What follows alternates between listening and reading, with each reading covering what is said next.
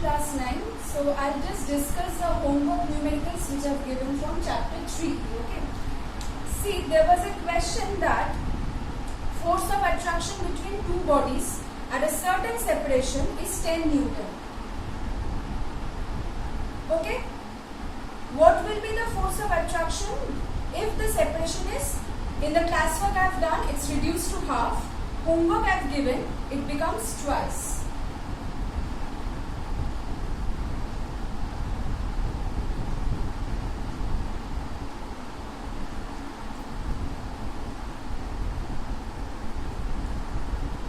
What will be the new force? So if you have understood the classwork, how does force of attraction depends on the separation distance? It inversely varies with the square of the separation distance between the two bodies between which the force of attraction acts. Therefore, I can write F1 by F2 equal to R2 square by R1 square, because it's inversely proportional. Okay, you just see that if this is so, I can write F into R square equal to constant. So can I write F1 R1 square equal to F2 R2 square? Therefore F1 by F2 equal to R2 square by R1 square. This is the reason I am writing this, okay? Since it is inversely proportional. Now just see, suppose if R2 becomes half of R1, then what will happen? If R2 becomes half of R1, then just notice this, F1 that is 10 by F2 equal to half R1 whole square by R1 square, that is 1/4. So basically F2 is equal to 4 into 10, 40 Newton. This I have done in the classwork. Why I am repeating this? Just see, when separation was half, force became 4 times. Why is this so? Because it's inversely proportional to the square of the distance. That is why. Now if R2 is twice R1, that means the separation is now made twice of the previous value. Then what will I put in place of F1? Same 10 by F2, I don't know, I have to calculate R2 to R1 whole square by R1 square. 4 R1 square by R1 square equal to 4. Therefore, F2 that is equal to 10 by 4.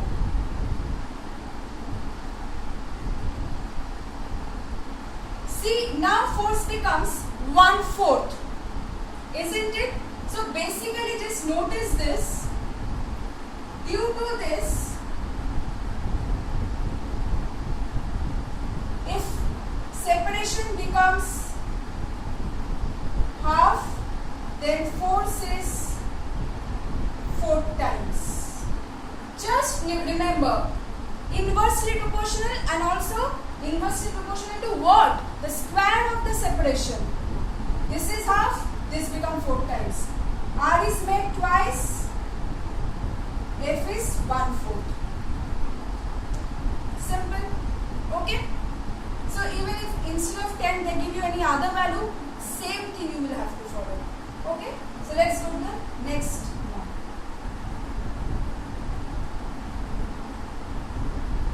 The next I think I have given you, calculate the weight of a body of mass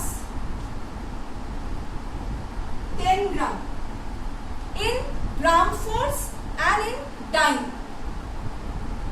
Don't get confused, okay? When I am asking you to calculate the weight in gram force, what will be the weight? 10 gram force. What is the definition of 1 gram force? The force of gravity. What is the definition of weight?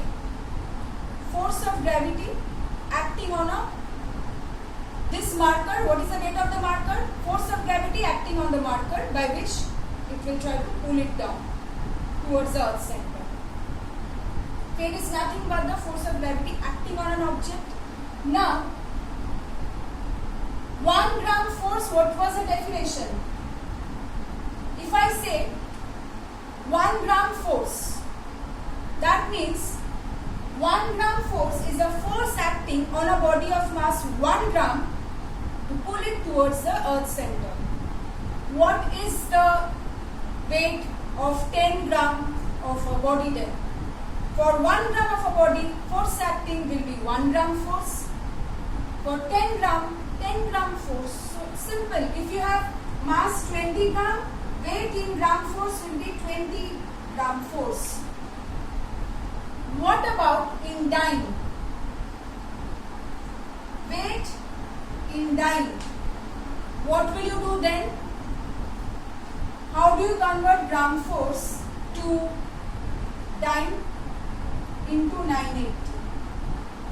So simply 10 into 980, 9800 dynes.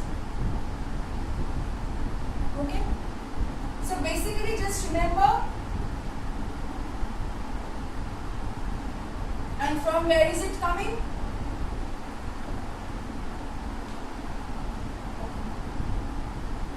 And remember the relations between kgf, kgf and Newton, gf and dyne. Okay? Next one I have given, a man weighs 600 Newton on earth. This is the weight of a man on earth. You have to find the mass on moon. First of all, weight is given 600 Newton. Can I find the mass on earth? Weight means m into acceleration due to gravity. What is this acceleration due to gravity on earth? Because the weight is given on earth. Can I write m is equal to 600 by GE? What is the value given as 10 meter per second square? So we get it as 60 kg. Mass on the surface of earth is 60 kg. Now mass is a constant quantity. So on the surface of earth it is 60 kg. On the surface of moon also it will be 60 kg. Now if the question was what is the weight of the man on moon, then we would have simply done weight of the man on moon is 1/6 of the weight on earth. Because G becomes 1/6. That is the reason. Because mass remains constant. The weight changes due to this change in G. Next, I think I have given number 13 and 15. So number 13, the sum is, okay, a ball is shown vertically upwards, it returns 6 seconds later. So if it is shown vertically upwards, after some time it falls down. So the total, it returns 6 seconds later means it is shown up and after some time it falls. Total time of journey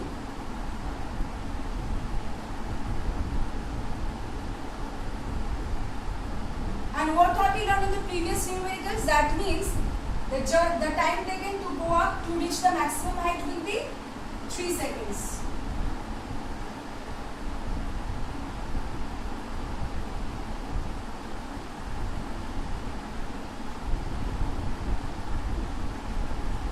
Okay? Now, the question is, first one, the greatest height reached by the ball you have to find. So, for this one,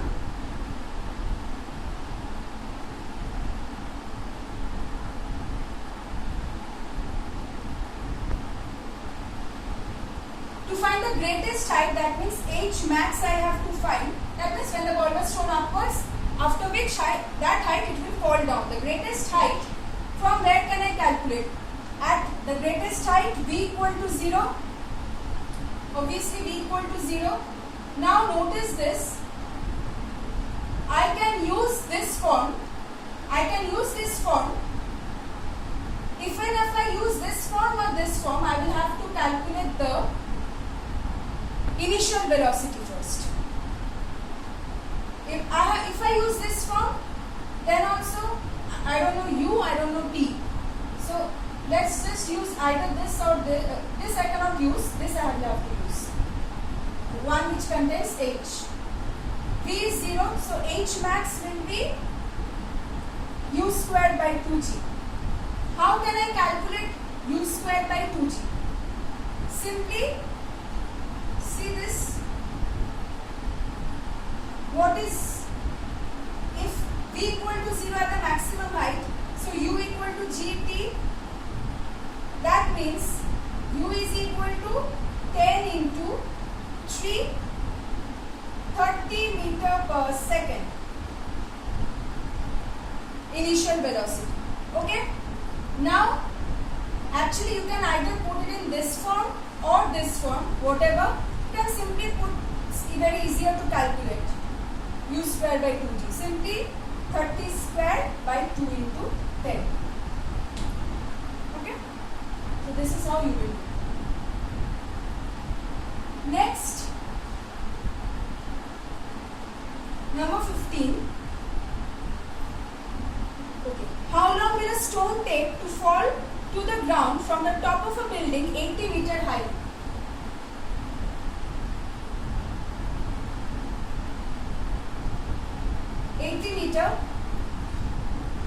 Okay.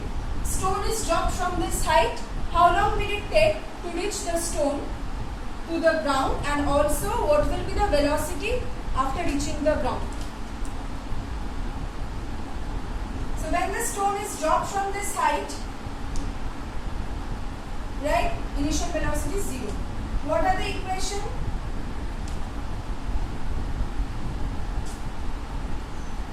I am writing each and every time all the equations so that you get accustomed with the equations and how, why am I simply just, whenever I am deleting, say in V is 0 or U is 0, the forms which I am writing. I am writing this every time so that don't try to memorize the equations, otherwise you will definitely fail and mess up everything when you will be doing the numericals.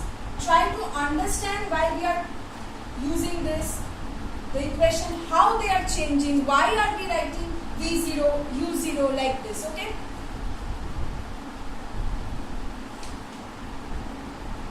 It's falling down, so class G everywhere, okay, done. Now, first we have to find the time, okay. Which one should I use? I'll actually use, first to find the, I have to find